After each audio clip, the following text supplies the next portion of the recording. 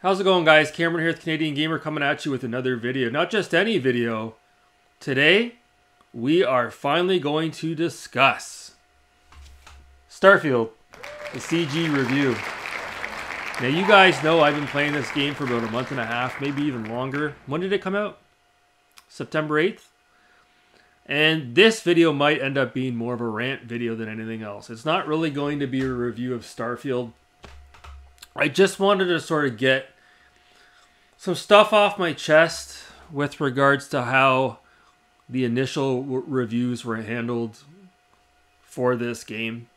And I'm going to showcase some gameplay footage in this video that I captured on my Xbox, predominantly from the beginning of the game to the end, with a little bit in between. And there's just, I don't know, there's just so much to say. There's so much to say. I was waiting for Starfield to come out. You know, I've been waiting for it ever since I heard Bethesda was working on a new IP. I was very excited for this game. And the game blew me away. It absolutely blew me away. I'm going to tell you guys that right off the bat. This is probably my new most favorite game of all time. I think this eclipsed Doom 3 as the most favorite game of all time. Just absolutely incredible. I enjoyed this more than Cyberpunk 2077. I enjoyed it more than Red Dead Redemption or Red Dead Redemption 2 as well. You could throw that in there. This is way better than the initial time I played Grand Theft Auto 5 for the first time and beat that. I thought that was a big deal. This heads and shoulders above that. I know it's not exactly obviously the same type of game, but I'm talking about when you beat a game and you walk away from it, how do you feel? And the thing is too is a lot of gamers these days, I'm looking at you, PK in the universe, they pick up games like this and they start playing it, and then within a couple of hours they give up and they walk away and they don't return to it. And the thing is I can hardly blame people for doing that, because this is a huge endeavor. This is a huge commitment.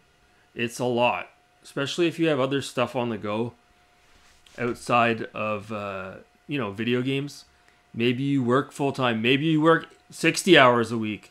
Maybe you've got 2 kids. Maybe you've got 3 kids. Maybe you've got a wife that wants to go out for dinner. Maybe you've got a hot date on a Saturday night. It's very difficult to set aside time for these huge magnum opuses. It's very difficult. And the reason why I say that is because, and I mentioned it in my last video, which is actually still rendering as I record this, but by the time you see this video, that video will have already been uploaded. I don't do YouTube full time. It's just a hobby for me. It's just a hobby. And as far as playing games are concerned, it's a hobby as well, but I am in no rush to complete a game like Starfield. This game took me 39 hours to beat the main campaign. And I was telling Megadan29 about this. I feel like I've played maybe 10% of this game. Maybe 10%. I just went through the main campaign. Okay? There's so much more that this game offers that I overlooked because I was just trying to get through the main campaign. That's what I do with these Bethesda games. A lot of times I feel compelled to get through that main campaign, but not to put out a YouTube video for clicks. I want to get through the main campaign so then I can pump the brakes, step back, and go explore the world at my leisure. I feel like I need to get that main campaign out of the way. That's the way I feel about it. But there's other gamers out there that are opposite. My buddy Nicholas, he's playing through Starfield, which he's actually, believe it or not, he's playing it on his Xbox One X through the cloud. Okay, not too many people talk about that, but you can do that through Game Pass. He's just marching to the beat of his own drum. He's just doing the side quests. He's walking around the open world. He's not even fucking around with the main campaign. So it just depends on your style of play. So I get all the way to the end of the game, and because I've just been chipping away at the main campaign, and I haven't been leveling up my character like I probably should have been. By the time I got to the last mission, okay, the game has what's called a grav jump. And the grav jump allows you to go from planet to planet to planet.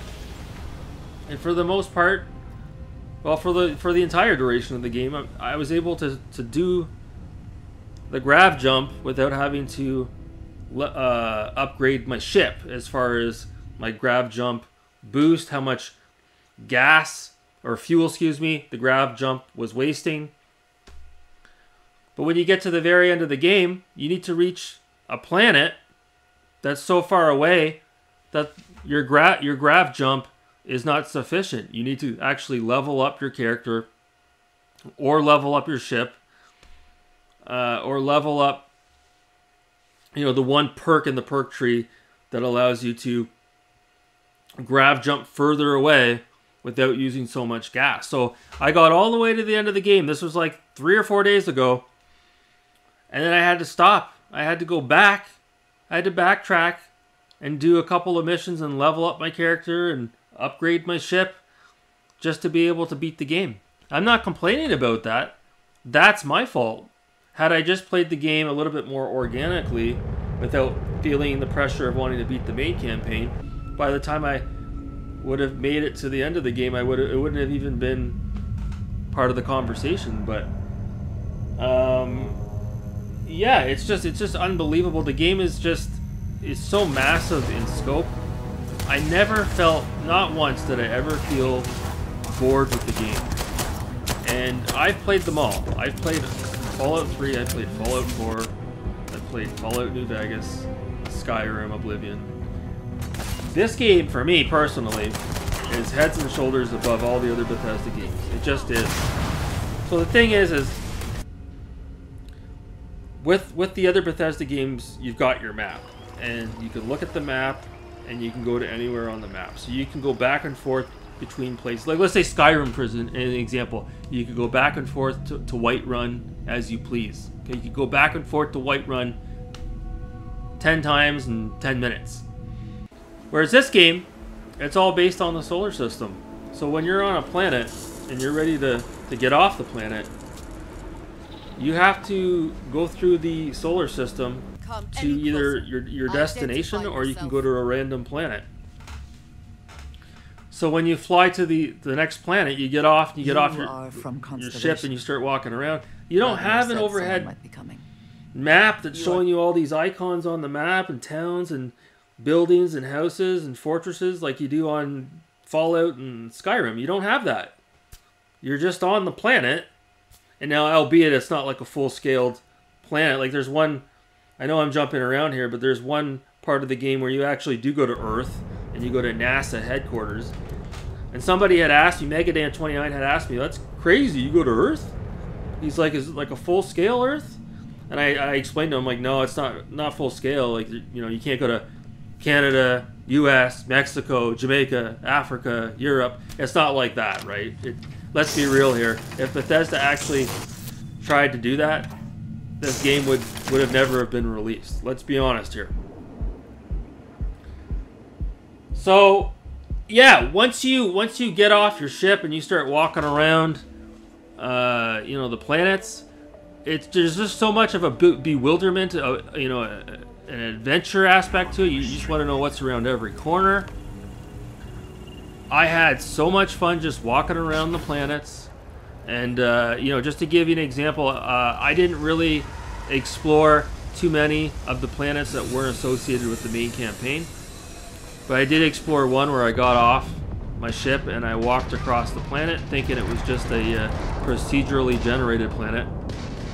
And I came across a settlement, and there were NPCs there that started talking to me and directing me towards other side missions. So, yeah, the game is freaking huge. It's huge. Now, let's talk about the graphics briefly.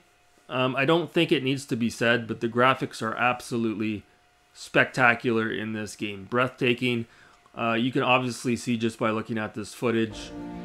There was some skepticism, or there was some questions as to whether or not Bethesda made the right decision releasing this game on the Xbox Series X at 30 frames per second. But I think Bethesda did make the right choice, because after having played this game, and I was never really a huge advocate of, oh my god, I must play games at 4K at 30 FPS. I'm always about performance mode. I have to say, this game is extremely sharp as far as the clarity is concerned. There's no jaggedy edges anywhere. Let's be honest, if you were playing the game at 1080p, it wouldn't look half this sharp. The attention to detail on your astronaut, on his uniform, and in the ship, and when you go to the lodge, you know, it's like a real breathing world. You feel like you're in this world. And there's an employee or one of the game directors at Bethesda who recently said, I heard it in an interview, he said, Bethesda games are not games that you beat. They're worlds that you live in. And he's 100% correct. He's 100% correct. And so I want to just sort of bring my attention to, you know, a lot of the YouTubers out there that put out reviews for this game on day 1 or day 2 or day 3. I'm sorry, but if you're really playing this game, okay, and you really want to have a good understanding of it, you can't rush through it to have an honest opinion. I would trust my opinion over all these other YouTubers. I remember John Hancock put out a initial impressions review of Starfield. He didn't even fucking play the game. Give me a fucking break. Give me a break. And Dreamcast guy reviewed the game like 3 days after it came out. Get the fuck out of here. Get the fuck out of here. You know, it's like, I want to give you an example here. Maybe, hopefully this will resonate with you. If you went to the dealership and you took a vehicle for a test drive and you were out with the vehicle for a half hour and you brought the vehicle back to the dealership, okay? Would you have the same opinion on that vehicle as if you bought the vehicle and then you owned it for 6 months or a year or 2 years or 3 years, okay? Test drive a vehicle, give your opinion, okay? And then come back 2 years later and tell us your opinion on the vehicle. What do you think's going to hold more water? Let's be honest. Let's be honest. You drive a car for 30 minutes? You've barely gotten to know everything there is to know about the vehicle. You don't know how it drives. You don't know what bugs you about it. You didn't realize there were certain aspects of the infotainment system that are pissing you off, okay? Whereas you own a vehicle for 6 months, you're going to have a much greater, honest opinion on it. Let's be honest. Starfield's the same way. And that's why I told you guys, I'm not going to rush to put out a review on this. I want to give you an honest review. I don't care if 20 people watch this video. I'd rather have at least one person take something away from this than try to put out a quick hit piece on day 1 telling you guys, oh, I beat it. I rushed through the main campaign. You know what's really telling? You know what's really telling? Go back and watch those reviews, those YouTube reviews, okay? You notice something similar about them all? All the gameplay footage, you can tell it was taken from like the first 6 hours of the game, okay? They didn't show any gameplay footage from the last couple of hours. They didn't show any gameplay footage from the final mission. You're seeing that here today. It's because those guys didn't beat the game. They 100% did not beat the game. They didn't. They played the game for a couple of hours just so they could say they played it, just so they could say they beat it. It's all a bunch of bullshit on YouTube. I'm telling you, it's all a bunch of fucking bullshit.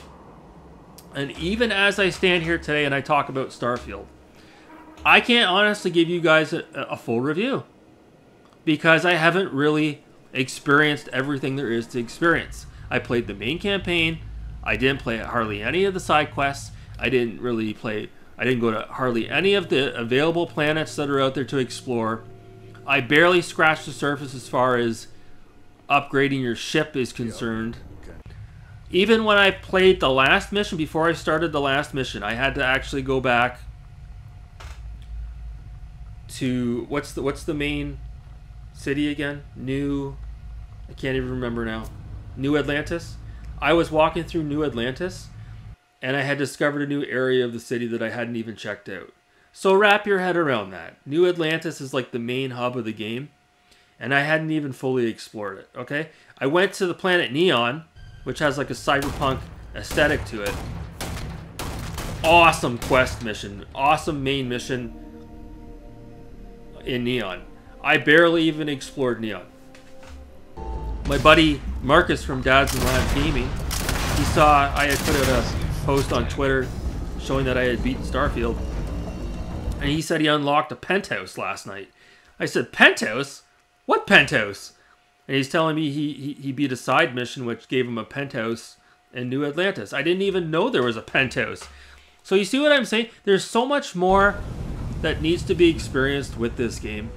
You know, I almost feel like if you really wanted to give a full-blown review, you would literally need to play the game for like 6 to 8 months. Beat all the side missions, level up your character. You know, the leveling tree, I'm only at the top of it, the first row of each tree that you have. I've barely even scratched the surface. Honest to God. Honest to God. The final mission, I was so underpowered. The only reason why I beat the game is because I had a rare sword, okay, that was really powerful, and I hack and slash my way through, and I had a bunch of med packs, okay? This is as embarrassing as that is to say. I was playing the game on normal at the beginning, and I was getting my ass kicked. So I put it on easy. There's also like a super easy. I put it on easy. And easy is pretty easy. Except for when you get into the dogfights with your plane. Sorry, not your plane. Your ship. Oh my god. But it's because I didn't upgrade my ship. So I went back and I upgraded my ship. I upgraded the missiles, the lasers, my shield, everything. I upgraded it. And then I went back out and there's no problem at all. The flying aspect is amazing. Feels so good. The controls are so buttery smooth. Every button, the way it was laid out on the Xbox controller, is absolutely perfect. The menus are intuitive. When you first start playing Starfield, it's like riding a bike. It's a bit overwhelming for the first day. And then after you get the hang of it, it becomes second nature. It becomes second nature, folks. When you play the game in first-person mode, and again, I think this is where Bethesda leaned heavily on id Software. I am telling you guys, it felt like a first-person shooter. Buttery smooth. There were some areas where it kind of felt a little bit like Doom 3, to be honest with you. It's very foreboding, as John Linneman would say. Also, I want to talk about the music. The soundtrack is so damn good in this game. And there's like 60, 70 songs. And they're not songs, it's ambient music, okay? When you buy the deluxe edition of Starfield, you actually get a digital, kind of like an art book, but it also comes with the soundtrack for the game as well. But you get this awesome digital art book where you can look at all these sketches, art designs, pictures, set dressing from the game. And honest to God, I went in there and checked that out after I beat the game, because I thought it was just, you know, something that Bethesda tacked on there that didn't really, you know, wasn't really much to look at, right? I didn't think anything of it. But then I went in and I looked at it and I'm like, wow. Wow, this is awesome. I could literally sit here and look at all these amazing photographs. Amazing photographs. I don't know if these were pre-release sketches. I don't know who drew these sketches, but I'm telling you, if you're on the fence about Starfield and you are going to pull the trigger, I would recommend getting the deluxe edition that I have here. Again, there is the Constellation edition. We don't really need to talk about that much here, but yeah, that's a real nice kit and caboodle, let me say. The Starfield Xbox Series X controller is a thing of beauty. Now, we're getting off track here. We're getting off track. But yeah, as far as the story is concerned, I heard a lot of YouTubers griping about the story. The story was the best thing about the game, in my opinion. You know, you start out as this miner, okay? And I think, are you on Mars? You collect and you find an artifact. You find an artifact as you're mining. And it comes to light that the artifact has a special purpose. And the next thing you know, you're with a group of people at the lodge in New Atlantis, and you set out to find other artifacts. I know we should have talked about this at the beginning of the video. But as you traverse through the solar system and start to find more artifacts, the story begins to unravel. And as you get to know the characters from the lodge, it becomes very intimate as far as getting to know these characters are concerned. So in Starfield, it suffers from bad voice acting as far as other characters are concerned, not the main characters from the lodge. Yes, well, which is expected. What do you expect? Do you expect Bethesda to hire Hollywood actors for every single NPC? It's not going to happen, guys. I've talked about this before on the channel. Bad voice acting in video games is here to stay. But the main characters that you interact with at the lodge, whoever voice acted those characters, they all did an exceptional job. An exceptional job. Okay? Especially Barrett. Barrett, whoever voice acted him deserves an award. He just incredible. Just unbelievable. I spent a good chunk of the game with Sam Coe by my side with his daughter. And also as well, when you get to the end of the game, spoiler alert, you're confronted by yourself. And Bethesda, what they did was they took your character's face, your whole character, and they reproduced your character, and you confront yourself, and yourself is talking to you. It's just unbelievable to see that in a video game. It was so cool to see that out-of-body experience. There's just so many good things to say about this game. The game is extremely violent. There's a lot of blood in the game, which is saying a lot, because a lot of games nowadays are pretty much PG-13, let's be honest here. But this game doesn't hold back. The dialogue is hilarious. You know, as far as your choices are concerned, what you'd like to say, you know, when you're going through the missions. I do like how Bethesda kept the character as a silent protagonist. I'm a big advocate of that. That was a great design choice. Yeah, so when you put everything together, this was just a magnum opus. This was an absolute masterpiece. Is it perfect? It's damn near perfect. I didn't really come across any glitches at all. Sans for a time I reloaded, or I guess the game reloaded, or I was going through a loading phase. I can't remember what happened, but my character, I might have been holding one of the buttons down before the screen loaded, and my character was like jumping up and down, and all I had to do was like go back to the menu and then get out of the menu and go back to the game, and my character stopped jumping around. So not really a big deal in the grand scheme of things, but yeah, the game is rock solid. Bethesda made the right decision delaying this game. It's extremely polished. I kind of feel bad for those out there that have a PS5 and aren't able to experience what this game has to offer. It's really truly that good, and I'm glad I made the decision to buy an Xbox Series X so that I could play this game. I don't regret it one bit. You know, oftentimes there's always an argument to be had, you know, can you justify paying full retail for a game that may only give you 15 hours worth of gameplay, you know, and then you're done with it and you put it back on the shelf and you move on to the next thing. Well, this is Bethesda, and also as well, you could say Rockstar.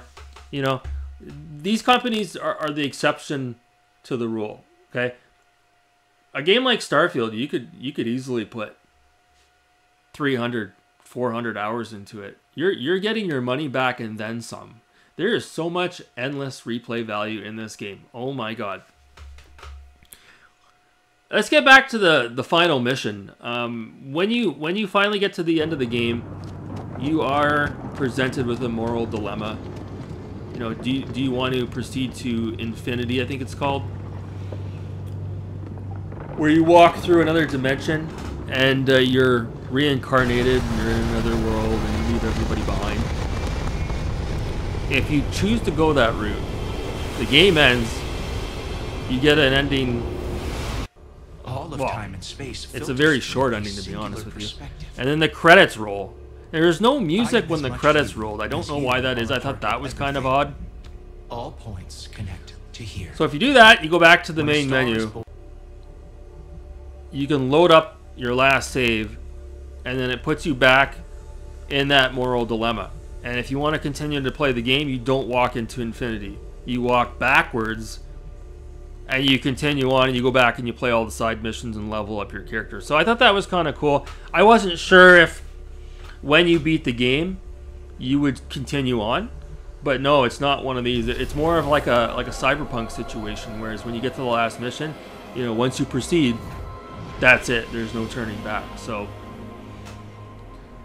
but yeah, I'm glad I took my time playing this game. I think, and I've said it before, if I would have rushed my way through this game, it would have marred the experience. I feel like I rushed through it as it is. You know what I mean? I really wanted to give you guys my honest opinion on it, and that's why I don't want to really consider this a review. It's more of kind of like almost like an initial impressions. It's a final thoughts for now, because what's going to end up happening is, after I get done with Alan Wake 2, I'm probably going to go right back to Starfield, honestly. I might play RoboCop, Rogue City, but yeah, again, getting off topic here. So do I have any complaints about Starfield? I guess there's a couple. You know, I guess if you're playing this game on PC, you've got the upper hand, because you could play the game at 60 FPS. Probably no loading screens whatsoever. Whereas on the Xbox Series X, even with the solid state drive, you're dealing with loading screens every time you go to a new area. They're not long. They're like, they vary, okay? Could be 3 seconds, could be 5 seconds, could be 10 seconds. Sometimes it's 15 seconds. But remember when the new consoles came out, everybody was like, oh, solid state drives, that'll be just instantaneous, no more loading. Yeah, not quite the case. So I find that interesting, because for the most part, the game looks mind-blowing as far as the graphics are concerned. But there are certain areas of the game where you look at it, you know, especially the citizens that are just walking around. You're like, yeah, that looks like something I would have seen on the Xbox One. So there's certain areas of the game that look next gen, and there's certain areas of the game that look last gen. But the thing is, because the old consoles don't have solid state drives, they would have never been able to run this game. That being said, you know, the last mission, I hate to keep bringing it up, but, well, I guess it doesn't really pertain just to the last mission. You have in the game what's called a grab jump, which allows you to fast track to other planets in the solar system that might be like 1,000,000 miles away. So the issue I have with that, okay, is let's say you're looking at the solar system, and you've got, let's say you're over here, okay, a little dot, a little star, okay, and you need to go way over here. There's another little star here, okay. In between, there's a bunch of other planets here. You can't go from here way over to here. You're not allowed. The game tells you that you don't have enough fuel.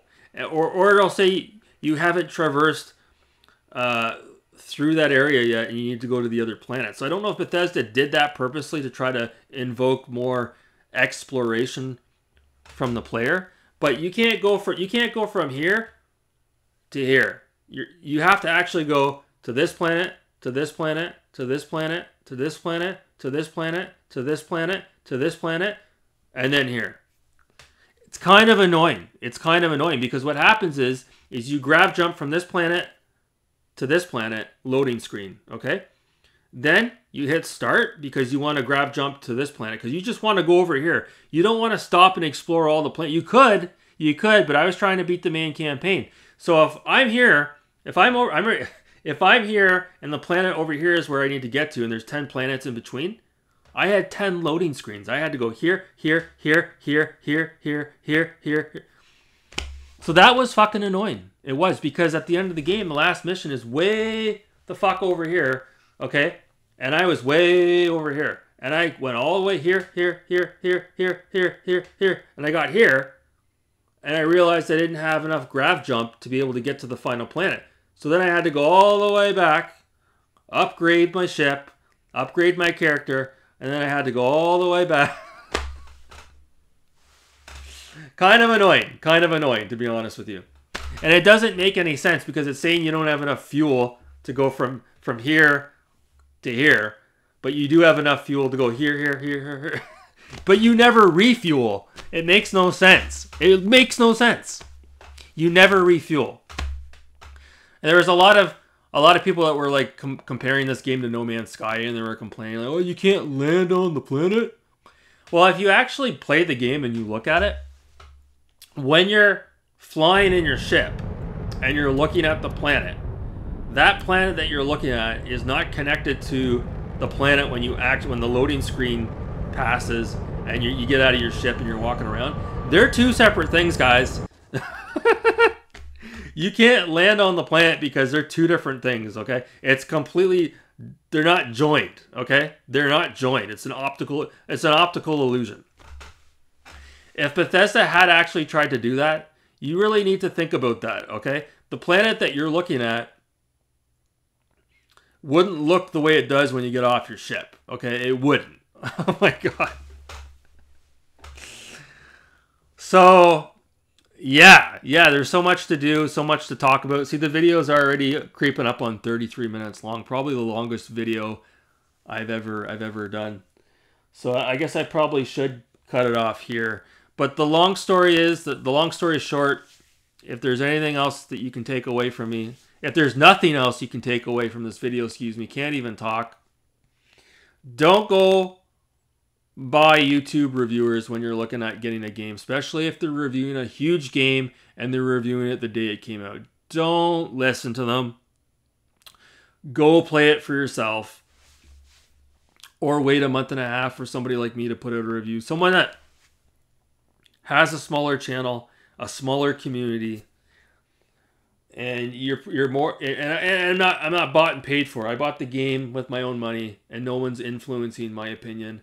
And I don't care if I don't get any views on this video. I just wanted to give you guys my honest opinion on Starfield. There's so much more I could talk about, but I'll leave it at this. My mother came over last week, and she walked into my games room. She's like, "Holy shit!" She's like, "What the hell is that?" I'm like, "What, that?" She's like, "What the hell?"